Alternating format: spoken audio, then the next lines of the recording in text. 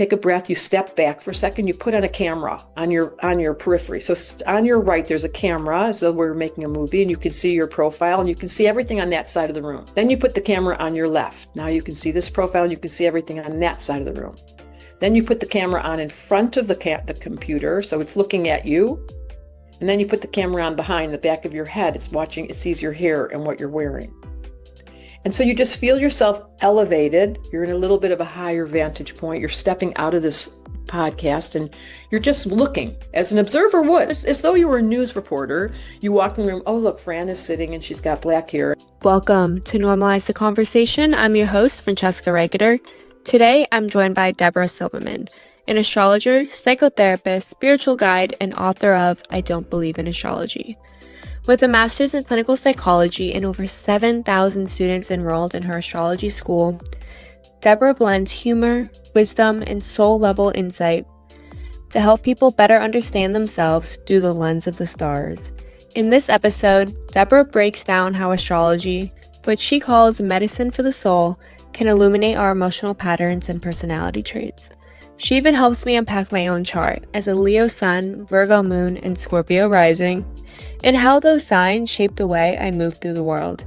If you've ever asked yourself, why am I like this? This conversation might just hold the cosmic key.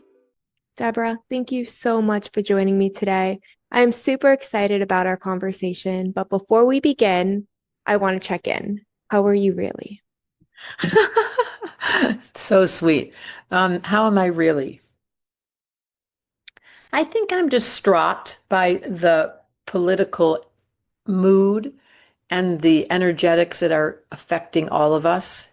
It doesn't land softly with me. It really does twist my heart. At the same time, I have such great tools and practices that I teach, that I embody, that is my medicine. But it's not without bigger doses than usual that I've had to, as an elder, looking at what I've contributed to this world and what you guys have to deal with because of us is not an easy place to live. I'm really aware that the heaviness of the heart and the good news, because we're making huge changes. Like we've never, ever seen such big changes in this lifetime. I've never seen it. So that's the good news. The bad news is I'm not very good at change. Yeah, I feel that. And it's been really hard, I'd say, starting to enter into more of adult life. I graduated with my master's about a month ago and finally starting to figure out where I fit in a world that feels very confusing. And I feel very frustrated with so much going on. It's such a hard time figuring out what role am I going to play in this lifetime. Yes. Well, it's very clear that I'm looking at your chart. I don't know how much you know about astrology. I got the impression you didn't know much. Did you know that your sun's in Leo and your moon's in Virgo and your Scorpio rising?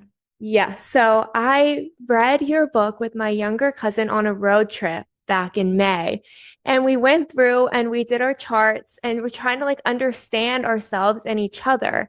It was the best 5.5 hours of our lives. Thank you. Because I learned there was one thing that really stuck out to me in the Scorpio rising was about how you'll be someone who helps lead people toward light. And that's something I've been doing since I was 12 years old. That was always my goal, my passion. So to see that that's actually a piece of me just brought this sense of relief. I love that story so much. That your soul, which is the rising sign, the most important indicator. In astrology right now across the globe, and you guys that are listening, it's certainly true. We're all so excited about astrology and it's everywhere. There's so many young astrology students, and so there should be, because it is the answer to the question, why am I here and what am I doing? Everything you presented is in the chart. At the same time, I grew up in a time when it was not popular. I was the weird one out. I was completely unaccepted. I went to graduate school as well in psychology, and they were like, I wanted to study psychology and astrology. And they were like, you want to what? You wouldn't believe the resistance I got.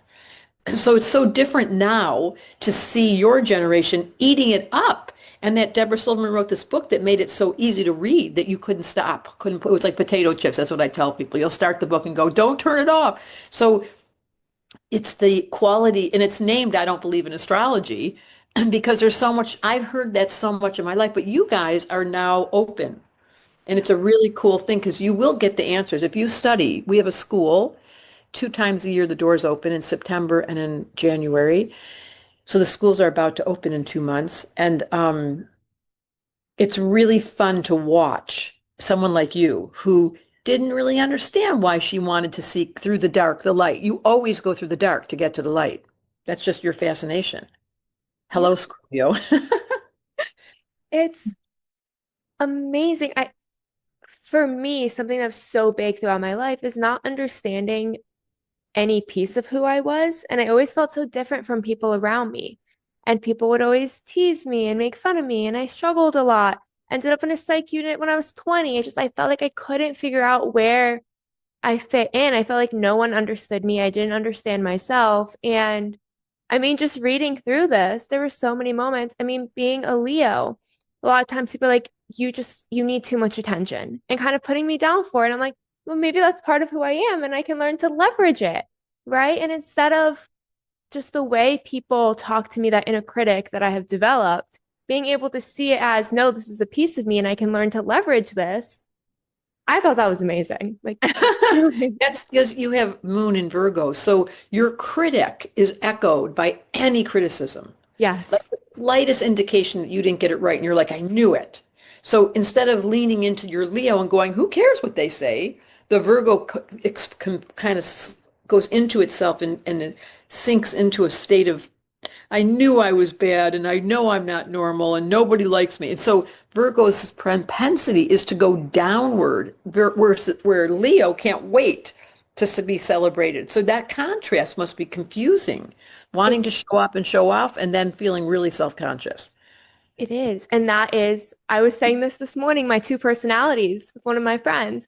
I'm either so confident, love everything I'm doing, can't wait to tell everyone, or I am crying, sitting on the floor, like everything is wrong with me. No one likes me. I'm failing at everything. And everyone, my mom always jokes, she's like, you have no baseline. You're either all the way up or all the way down. She's like, what's wrong with you? Just like get to the middle. I'm like, I don't know why I can't. It just doesn't happen. Now we And know. that's the conflict between fire, Leo, and Scorpio water. So they conflict. If you pour water on the fire goes out. So you get so emotional, you're on the floor crying, you're captured by your emotional body. And there goes Leo. Like, I'm not hanging around this broken girl. And then when you're in your vivacious personality where you're really, then you're like, see, I feel so good about myself. And the sad one, the vulnerable one's going fake, fake, fake. Like there's a judgment call on both sides until the observer turns on. And that's what the book, as you know, is about, the 13th sign. Like, come off the chart, learn the language. Oh, I'm fire and water, and they're conflicted. And then insert the medicine, which is I kind of like that about myself. That would be a total rewrite for your moon in Virgo. Oh, I love it. And it's so amazing to, again, just know that this is part of who I am. I'm not dramatic. I'm not making this up. I'm not just looking for this attention to take away from other people with this like intention to be evil. It's part of who I am in the way. No, because that's well, maybe I like hyper with that critic, but that's just all the messaging I always took in. And I was always like, why is everything wrong with me? Why can other people be like happy and not always either really happy or really sad? And it's just so amazing to understand that. And So I, when I'm so interested because I worked for many, many years in hospitals with what are called chronic mental patients. I don't know how they got that name, but when you were there at 20, what was the diagnosis? What was the symptom that brought you into the hospital? so I had attempted suicide 3 times. So I was put under in Florida. It's called a Baker Act. So I was in involuntary hold for 6 days. They kept me. And then I got the diagnosis of bipolar 2 disorder. Did that explain so much? It did. And then it became very conflicting though, because everyone was like, well, no wonder you're just up or down all the time. And then anytime I felt a little bit happy or a little bit down, it was, oh, she's having a huge episode. So then that became very conflicting to navigate the language of other people. And then that fear within myself, oh no. And now do you think of yourself as bipolar? Have you balanced it internally through your own means, or are you still using medicine? I am still using medicine, but my therapist is starting to like question it and wanting to move away from it. So that's been really cool getting to. I moved to California, finished my master's, life got a little bit more kind of stable. I had a lot going on before, and things started to make sense again. And then you read my book. So what did you take for your graduate studies? Oh, I did my master's in psych at Pepperdine. So exciting. Yes, I'm very excited. And that was one thing I loved about this book too, is because we're not taught this in school at all. They did not touch on astrology. And when you bring them together, I think in the book you talked about how it's that insight piece. And that is so important. Helping us understand ourselves, each other, how we relate to each other can make such a difference instead of going straight into these What's interventions. wrong with you? Yes, exactly. And part of what I love the most about this conversation is the quote that Carl Jung said, psychology will be a dinosaur science until it includes astrology. So that was in the 1930s, he said that. And it's so true. The problem with psychology, and of course I've been trained as well, is they are surface level answering the question how to make this person understand what's wrong rather than how to make this person understand what's right. Like your moon in Virgo is your asset. You're a detail person. And it really matters to you when things are accurate. On the downside, it can turn into a critic and make you feel self-conscious. So there's, as you know, the high road and the low road I talk a lot about in the book. And that high road of Virgo Leo is like such a high regard for quality control and really wanting to give people something that works, which is why you're going to fall in love with astrology. You're going to love, if you take level one, just level one. You don't have to be an astrologer, but level one is a personal awareness. Like you have a lot of water in your chart. So let's just talk about that for a minute. There's four, my first book was called The Missing Element.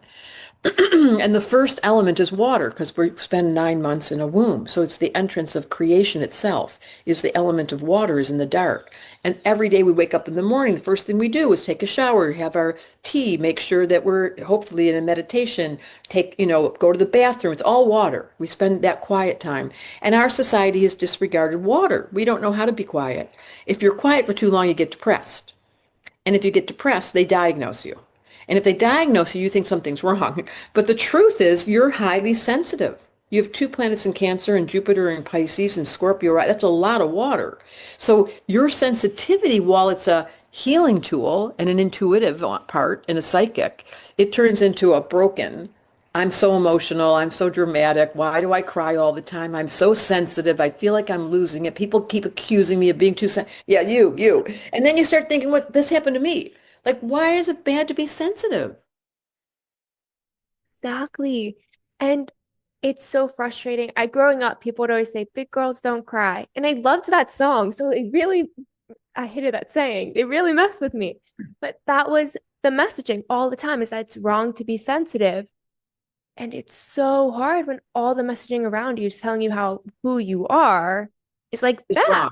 Yeah, and then it echoes your moon in Virgo. So the first element is water, and they are the people, Cancer, Scorpio, and Pisces, and you have all of it in your chart, which is the sensitives, the empaths, and the psychics, who at one level get all cloudy and confused and want drugs and alcohol and want to escape because it hurts too much here. And the high level is they're meditators, psychics, and healers. So they can read other people's energy and they know how to calm everyone down. So there's a high road and a low road. The second element is air, which you also have in your chart. So the good news is, I don't know if you knew this, you've got all four elements in your chart. So in air, this is the element of communicating and talking and researching and podcast and networking and social media and having friends and telephones and using your cell phone and calling people and texting and all that stuff. Reading, watching documentaries, being interested. So the people that are listening to this probably have error because they love podcasts, but they get indecisive. They're like, I don't know. I'm so confused. I have so many options. I'm thinking about this and I changed my mind and I didn't know what my major was. And now I'm taking this major. And now I feel like I'm stupid because I'm smart, but I'm dumb, but I'm stupid because I can't make. And you're like, oh my God. So the water person doesn't talk so much. They cry and they stay in their room and they get depressed. The air person does that, blah, blah, blah, blah, blah. Like it goes on and on and on. And at their worst, the low level, They're confused and they can't do commitment and they certainly can't do relationships because they keep getting confused.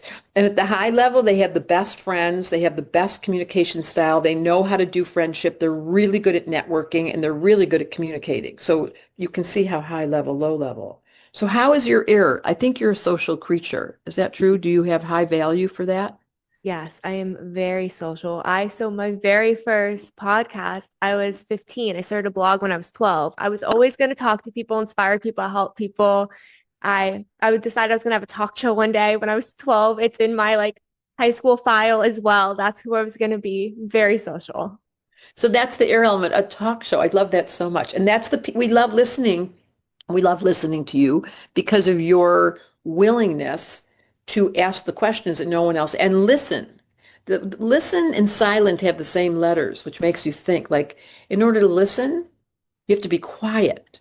But most people can't listen without hearing their sounds in their own head, and that's what air people. Blah, blah, blah. Okay, so that's a second category. And then the third one is earth, which you have quite a bit of. This is practicality, getting results, building things, making money, doing your taxes, getting sheets of checklists, going in Costco and buying the spray, making sure you've got your stuff all in order, having a plan stand, being able to do a strategic plan. They're very organized and practical, and they usually don't listen to podcasts because they're working. So they're not the ones that are necessarily in our arena of studying, but they love getting shit done. They're executors, they're implementers. So the air people, what's so interesting is the earth people, they can feel really bad. It's Moon and Virgo. They can feel really bad about themselves because their standards are so high of what they should be doing. So if they don't do that, rather than being proud of the fact that they have such ambition, they feel underneath the wave like, oh my God, I didn't get everything done and I'm not that good and I didn't get the A and oh my God, I'm going to be late. And they make themselves crazy. So the low road of earth is being afraid of money, feeling insecure, not doing enough and being like, anxiety. And the high road is really good at money and really good at getting things done and being the organizer and the person you want as your leader because they're so good at the details. And you're like, oh, covered.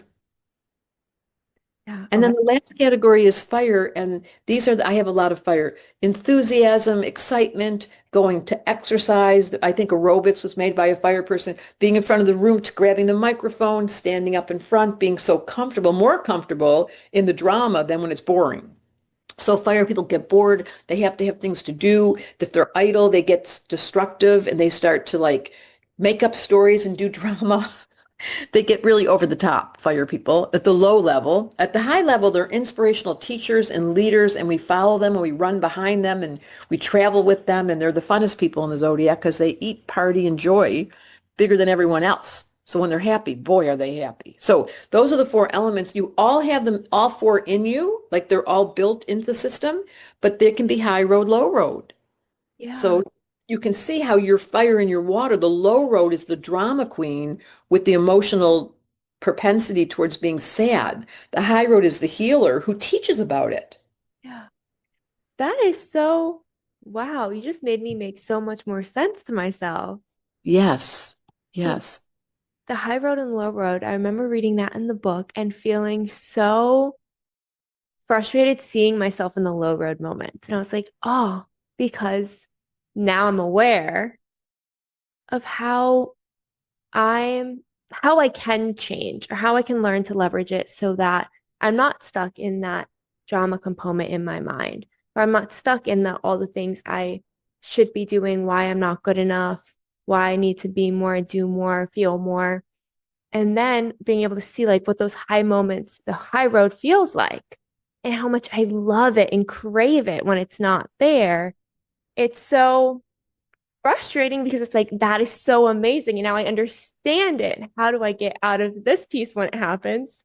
Because I would love to stay in the high road. It's pretty Well, great up there. it's the simple answer, which is all over the book, is the observer.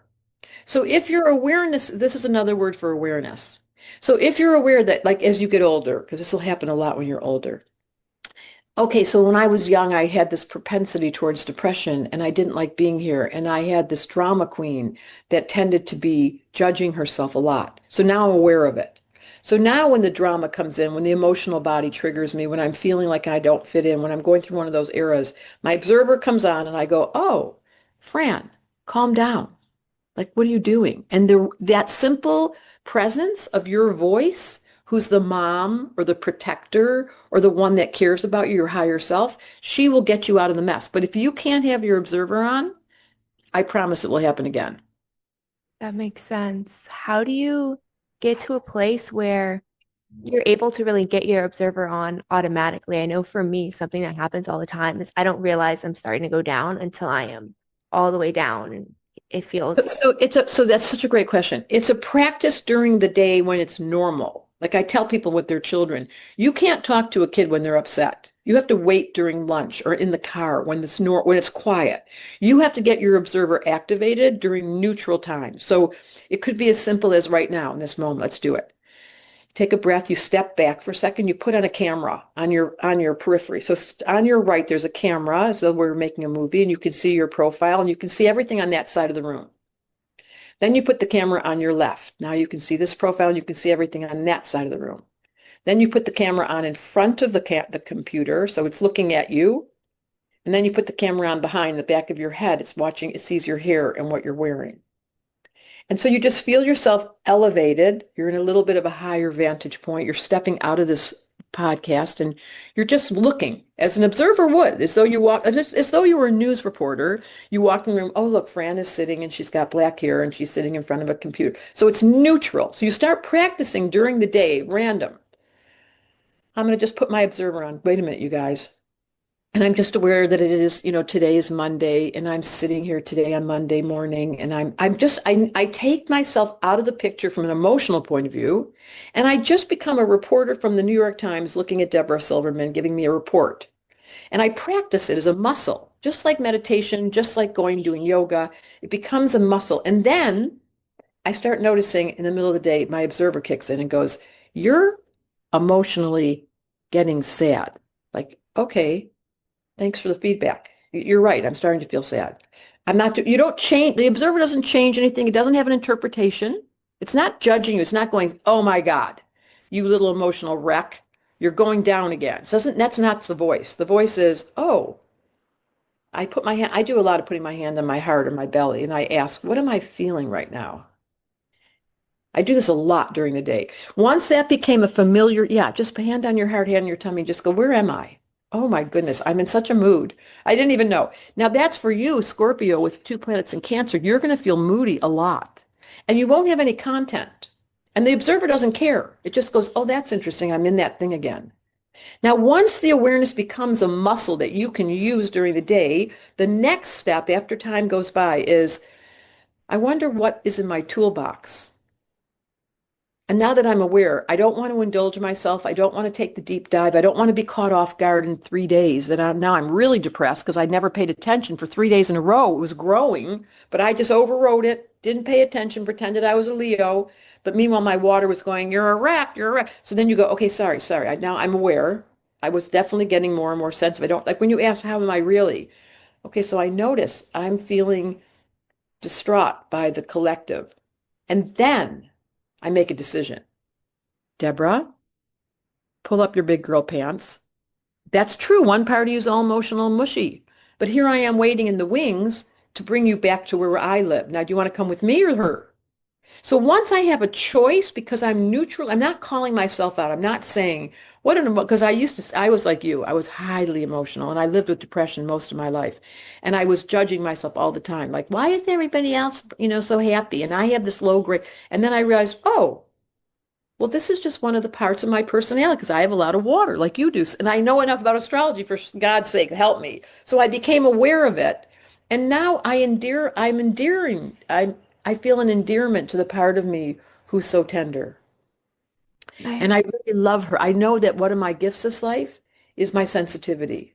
And where it's been a curse on the inside alone, when I'm by myself and it turns in on itself and it kind of folds into it, I can actually stop it by saying, "Oh, Deb, your sensitivity is about to call your name and she looks like she's gone a slippery slope." And then I go, "Oh, I got it. Thank you." first of all, that gives me so much hope for myself. So thank you for sharing. And just the idea of you can get to this place where the observer turns on, where you have this awareness, and then you have a choice. I think for so long, I went through life feeling like I don't have a choice, I don't have a voice, I'm just stuck here. I'm just trying to survive in this very moment and get through.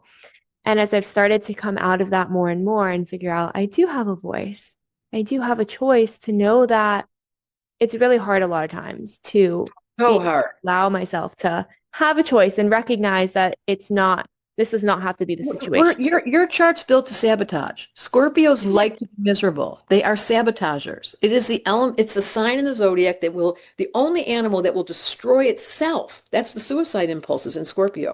It will destroy itself rather than be taken out by another. It's the only animal on earth that has a committing suicide element built into its system. So you have to be very aware that you have a self-destructive tendency at your low level. At the high level, you're our teacher because you're so familiar with it. You're like, oh, the sabotager, she was my old friend. I got her over there. Sit down. And now you're in charge of her because you're aware of her. You've named her and you start paying attention. Oh, I'm sabotaging. I'm indulging. I'm taking my emotional body and just doing the thing. And as soon as you can call, not judging it, not making you wrong, that's your handicap. Your moon in Virgo wants to judge the shit out of you all the time. All You're the not doing enough. You're not pretty enough. You're not helping enough. You're not making a big enough difference. You're not, your podcast isn't big enough. You're not like judge, judge, judge. you see me. Exactly. That is so me all the time. And it's so amazing to know that this is not just me making everything up in my head. This is part of who I am, and I can learn to communicate with these different pieces of me and find myself in the midst of all of it. Exactly. It's called the aware ego. So once your awareness is on your ego, you're not unconsciously operating, then your aware ego says to your sabotager, I see you. I know you're wanting to indulge. You're feeling really sad. You know what? You deserve it. There was a death in the family. I'm going to let you cry for a whole 2 weeks. Go for it. Or the observer says, not this again, honey. It's very gentle to voice. Like we have to go right now and clean the car. We're gonna, I don't care if you're in a mood. So the observer becomes the governor, becomes the free will zone. It becomes the aware ego. It becomes the one driving the car.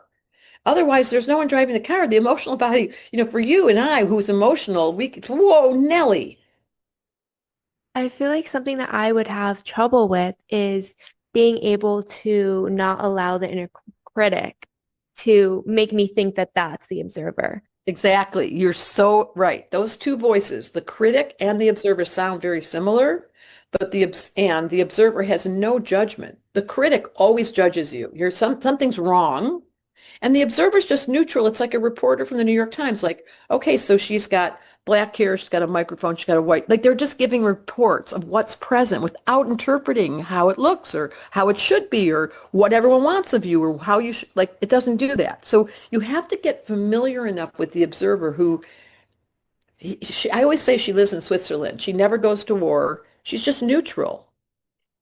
And now that she's such a good friend of mine, I feel so, and you don't want to turn it on when you're making love. It's just the dumbest thing. And you don't want to turn it on when you're really having fun and you're dancing. I mean, there's times where you just go, leave me alone, observer. I'm fully immersed. But that's years into the movie. For me now, I really do have to tell my observer, we're going to a party and you're not coming. Like, I don't need you to leave me at the outside staring at people. Yeah. See, so eventually you get to a place where now the communication with the observer is a little different. For it's like almost, it sounds like almost begging the observer to come to the surface, to be there, and now learning to separate when it is and isn't needed. Yes. It's so sweet. It's so Moon in Virgo. This is so you, your 10th house Mercury. You want details of the practical skill set, which is what you are here to teach us. That's what's going to happen. And the simple thing, I'm going to do it again. If I practice like right now, I am constantly turning on my observer. It's a funny thing. I feel like I'm kind of from a spaceship driver now's point of view. I'm like an alien here. And I'm always watching people with genuine curiosity. That's another clue of the observer.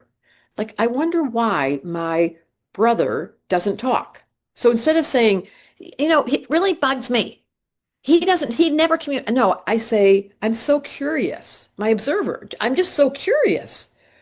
So it takes away the judgment, it takes away the interpretation. And then I ask the question, can you tell me, like I did with you, what was it like when you were 20 in that place? Like, let's include the other person with lots of questions. That's how you'll know your observer's operative. You ask the other, and then you ask yourself, this moodiness, where is this coming from?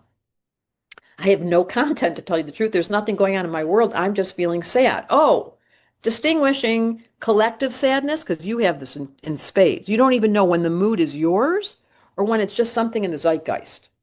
Yeah. And as you begin to distinguish it, because it happens to me too all the time, then you just sit down and you go, okay, so my job is a healer. I know that about myself. I've come to bless this planet because I am now an elder who's guilty. Because look what we've done. I can't believe what we've handed you. I have children too. I'm like, that's just awful that we're in this financial situation where we've abused mom and we've taken from her endlessly and she's absolutely spent. Her coral's gone. The heat is unbelievable. Um, so I forgive myself. And then I ask, how can I help? Oh, I know. I can teach people how to turn on their observer and soothe themselves, be a self-soother, change their nervous system, calm themselves down. If everyone knew the mechanism to turn on the observer, especially in the middle of a crisis, like the car doesn't work and everybody's reacting, and I love doing it. Or this was my best example. We were in Hawaii on the telephone. I live in Hawaii in the winter, half time. The telephone rings. I swear it's a true story. And on the screen, it said, in half an hour, there's a missile headed towards Hawaii. Everybody get where they need to be. I was with a bunch of women teaching. We all had it on our phone. It was like, half an hour, a missile's coming to Hawaii? So everybody went into reaction. And when it was all over and the thing came back and said, this is irregular, sorry, we made a mistake. This should never have been sent out in the whole world. But it was a moment when the whole zeitgeist on this island went, whoop. And then it calmed down and they said, why did you, like they were all looking at me like, why did you just sit down? Because my observer was on immediately and it said, if we're going, we're going. Like all this behavior, all this insane, what all you're all doing wasn't going to help. So I just sat and put my hand on whoever needed it. So that became the role of the healer, which is what each of us should ask ourselves. In my family, when there's a crisis, who is the one that sits still? Who has the calm inner world? Oh, that's right. The one who meditates, the one who's got their observer, the one who studied astrology, the one who listened to the podcast. But the test is in the results, like it's in the pudding. Like, did it last? Did it seal?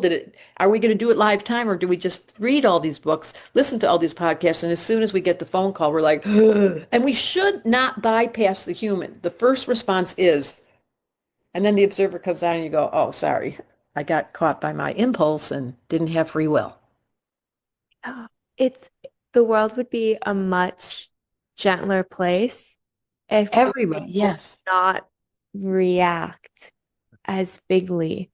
And like you said, part of being human, like that reaction, but being able to ground yourself in the present moment, Take a so breath. powerful. It's something I've slowly, very, very slowly been learning.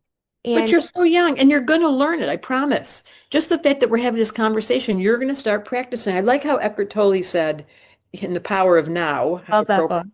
Yes, he said, I just love this part. He said, um, how you practice your observer, he calls it, he doesn't call it the observer, he calls it awareness, is when you get in the car, stop and realize you're in the car. What happens is we get in the car, we go on automatic, we're in a trance. We spend 90% of our life in a trance. It's very rare that we're awake. I mean, listening to this podcast, are you awake? Are you paying attention? Is the room lit up? Are there colors? Do you feel your body? Can you take a deep breath when you choose to? Let's do it. Because that's how you know the observer's on. Deep breaths, slow it down, put your attention on your body, put your attention where your feet are, make yourself a little bit stiller. But we're so not built for this job. If they don't teach this in school, we watch our parents react. We watch our siblings fight. We watch our husbands get pissed off. We watch our kids grab. Like we're built to be emotional. That's why the first half of the book, as you know, was about the gremlins. Yes, They're everywhere. you really are.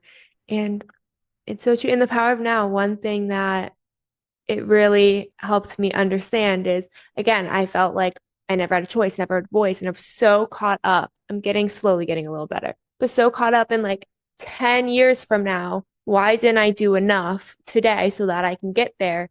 And giving myself this debilitating anxiety of all the reasons I'm not good enough I sleep like 3 hours a night working till I'm physically sick because I think like I have to get that piece of anxiety and being able to take a deep breath and see what can I actually do right now. Because if I can't do anything right now, then I can't do So anything true. right You now. so just think how young you are. I did not have the Observer at your age.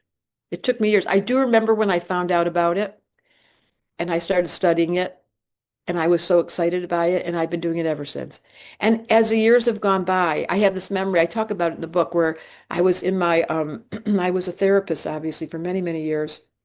I was in my office and the landlord came in and he was all pissed off and he started screaming at me and then because I have a temper. I got a lot of fire. And then my observer kicked in and I was like, what are we doing right now? So I didn't say that to him, obviously, but I just stopped and said, you know what? This is not a good time to talk. Let's call each other later because I'm right. And then he walked out of the room and I felt the escalation go down. And I realized what I just did was prevented a fight and got back to him with a reasonable voice because my awareness came on. And that was my first time the observer came out at that critical moment to pull out the plugs and say, stop. I can't wait to get to that point. I am getting better at recognizing it maybe halfway through, and I'm like, I'm not going to fight with you. Let's circle back. Getting closer. But that's amazing because we do tend to react and get stuck in this That's cycle. human nature. That's my first half of the book. It's the design fault. The human condition is not built for awareness, for kindness, for forgiveness. We don't know how to do any of those things without being taught. We don't know how to say I'm sorry and mean it. That is so true. So on the other end of this, now I graduated my master's. I call myself a baby therapist. I'm finally going to apply for my associate's number. My degree posted yesterday. Very exciting things. So as a therapist, right, sitting there with clients, how can I bring or incorporate astrology into my practice to really show up for my clients in the way that they need? Super simple first step. Get the missing element. That book, if you order from my website, I'll send you your chart in the book and I'll sign it. So if you get the book, the first thing you learn in beginner baby astrology is what is the element that's operative. So if you know you're a fire sign and you know you've got drama as your middle name and that your rising sign's water, and now we see the conflict, then we go to your moon in Virgo, who's earth, and we say, don't criticize me, just give me practical instructions to manage these personality traits I have because they don't get along. That's just, I can't be more blunt than to say to you, that's a built-in tension when the sun and the rising square. They're 90 degrees and fire and water are incompatible. Once the awareness is on and the Virgo has a task, turn on the observer, calm down, take a deep breath, do a little meditation. All those things, you will now be able to take care of yourself. So the astrology as a therapist is first, you become aware of your system based on the elements. Just start with the elements. Make it super simple. Am I in my water today? Yes, I've got that little Cancer going on. Am I in my air? Am I feeling scattered? Am I in my earth? Am I getting really caught up in details? Am I in my fire? Do I need to go play? Am I even having fun? When is the fun factor? Every single day I pay attention. That's the first step. As a person and as a therapist, as soon as the client comes in, I look at their chart. Just look at what I did with you. What's the distribution of water, air, earth, and fire? You don't even need to know astrology. That's like the baby entrance level for every client. And in that book, The Missing Element, there's a test that takes 5 minutes that without knowing their chart, you'll know exactly what their elemental distribution is. It just takes 5 minutes to answer these questions. I've used it my whole career. So now you know their elemental constitution. That's the baby astrologer. And that's what happens in level 1 in our school. We get you to know yours. Then the second level is you learn how to do a reading. So as a therapist, if you have the information of how to look at a chart therapeutically, and it only takes 6 weeks, it's level 2, then you finish and we actually make you go do a session and we listen to it. So you're pushed out of the bus. It's not, my school is not talking. I get sick of talking. In fact, we're going to be done here in 5 minutes. At a certain point, I'm done talking. So I want the session, the therapist, the student to have a direct experience of it. Like if I could pour water over your head and start a fire right there and we could go running and eat some food, there would be a much stronger connection you and I would have. I'm always engaging people at the experiential. So in the school, that's what we do. And then once you get it in your body, when your client comes in and you can see they have no fire, they're not having fun, they're not laughing, they've got themselves caught because they haven't exercised in years. You're like, you're missing fire. And then you just say directly, here's what I would encourage you to do to reactivate your chi, because we can't live without water, air, earth, or fire. Any one of those goes down and the whole system breaks. Wow. I love that. And it goes like back to what you said, we often go straight into diagnosis. And this No. actually being Help. able to help and make a difference. And You a positive angle. Exactly right. You got it. you are so amazing. Thank you so much for, first of all that you taught me and for doing this today. As we're wrapping up, how can people connect with you, learn more about you, get your books? There's just three words, Deborah, Debra, DebraSilvermanAstrology.com, on the internet, on Instagram, on TikTok, on Facebook, I'm on all the platforms. It's kind of embarrassing. There's one really fun way to do it. If you go to YouTube and you put in Debra Silverman Leo, a 5-minute video will come up. And there's 8 million views. So it's been really, really celebrated, these little 5-minute videos. And they're funny. And you'll learn, like, go watch Scorpio. Just put Debra Silverman Scorpio, and there'll be a video that has about 300,000 views. There's like 12 of them, which is why it equals 8 million. You'll see the 300,000, maybe it's 400,000. That's how you'll know it's the right one. And then just watch for 5 minutes, and you're going to be like, that tells me, it explains everything. So that's my job, to give you guys access on the internet. I've got a lot of free information. 3 words, Debra Silverman Astrology. And if you want to know about our school, you just write to info@ Debra Silverman Astrology and say there's interest calls. Like, you can call and say, if you're a therapist, we have lots of therapists who have used our model. I'm a therapist and I want to know what the best way is to go through the school, and you'll get some information. Thank you so much for listening to Normalize the Conversation. Don't forget to subscribe, rate, and review. This podcast is an initiative of Inspiring My Generation, focusing on normalizing the conversation, bringing education and awareness to the forefront, and amplifying global voices to spark change and hope. Inspiring My Generation is a 501c3 nonprofit organization on a mission towards suicide prevention through awareness, conversation, education, and support. Connect with us on Instagram at Inspiring My Generation and visit our website, inspiringmygeneration.org, to learn more about our work and how you can make a difference.